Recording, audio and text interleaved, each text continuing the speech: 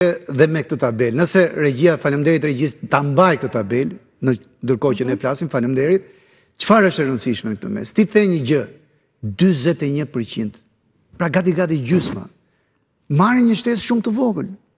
Kanë kontribuar më pak, kanë patur pension të pjesëshëm, nuk i kanë arritur vitet, për shkak të informalitetit, ne i dim të gjitha ishtë. Për një sër arsyesh. Po, është pak o gjë që thot populli jonë. Dhe me që se kanë kontribuar më pak, pikërisht ke këta 21%, mbi 300.000 që ti e përmënde në radhë parë të pensionistëve që marrin nga kjo janar, nga këto ditë, vetëm 6.000 lekë të vjetra apo 8.000 lekë të vjetra në muaj.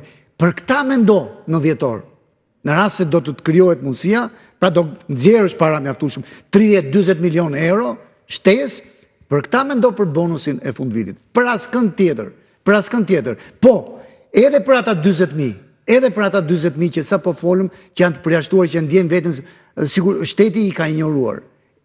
Kanë të pension më të lartë, bravo i qoftë, e meritojnë të rësisht, nuk flasim për ato pensionet e përjashtimore, për ata banka e botërore, ekspertët kanë shumë të drejtë. Para ma, mendo dhe për ata. Këtyre jepua, po të kryua mundësia në dhjetor, 200.000 të plota, këtyre 300.000 që sot janë gati 20%, 730.000 kemi pensionistë, po të bësh shpenzim, një shumëzim të thjesht, 20% shkon mbi 320.000 pensionistë.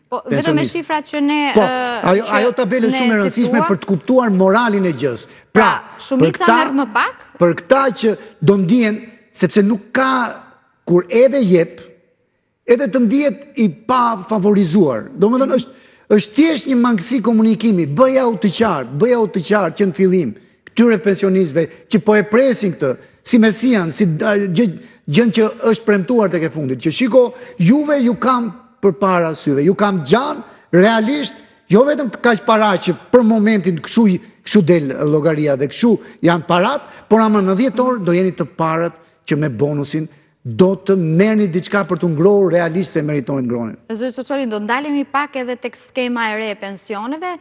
Ministri e Ekonomisë zonja Adelina Ibrahimaj në konferencën e fundit për vitin 2025 deklaroi se brenda 2026 do të jetë gati edhe skema e pensioneve. Ndjekim një sinkron të shkurtër të ministres dhe më pas kthehemi për ta diskutuar. Kur flitet për pensionet, flitet për parashikime që lidhen me 20, 30, 50 vitet e ardhshme dhe kjo është arsyeja pse paketa e reformimit të pensioneve nuk është ende gati. Pa diskutim që gjatë vitit 2026 ne do të jemi gati për të paraqitur ndërhyrjet që do të bëjmë në skemën e pensioneve. Pikërisht për skemën e re të pensioneve, e cila pritet të jetë gati brenda këtij viti, ne kemi diskutuar një sër propozimesh që ka bërë Banka Botërore. Por shkurtimisht, zoti Çoçoli, në këmbvështrimin tuaj, çfarë duhet të përmbajë skema e re pensioneve? Ndryshim formule, rritje të viteve të punës, apo ulje apo rritje të moshës për të dalë në pension, pra ku duhet prek? Të gjitha që juve përmendët. Jo nga pak, edhe një herë duhet ta kuptojnë të gjithë pensionistët të nderuar që na ndjekin. Reforma në pensioni është për vitet që vijnë. Ajo do t'japi frytet pas 4 viteve, pas 5 viteve, me radhë. Nuk është se bëre një formulë magjike dhe do të vinë sot para. Formulën magjike ta ka dhënë kjo qeveri. Në çfarë kuptimi? Nuk quhet formulë magjike, por ama angazhimin për mendimin tim më serioz, unë kam 40 vite që po e ndjek këtë çështjen e pensioneve.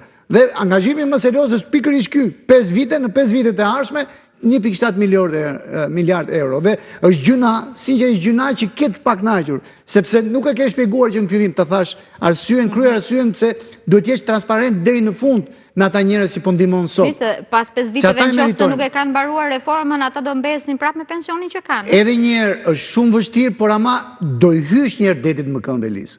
Dhe kjo është pikërisht ajo që thot Ministria e Ekonomisë që deri në fund të këtij viti do përcaktohet reforma. Çfarë të jep reforma? Të jep sigurinë që kjo sistem publike nuk do të dështojë, sepse ne kishim gati rrezikun që mirë po jepnim 300-400 milion euro nga e ardhmja e fëmijëve tanë përmes taksave tona, që ishte përballimi i deficitit të skemës pensione. Por nga ana tjetër nuk po jepim mjaftueshëm për ata që e meritonin.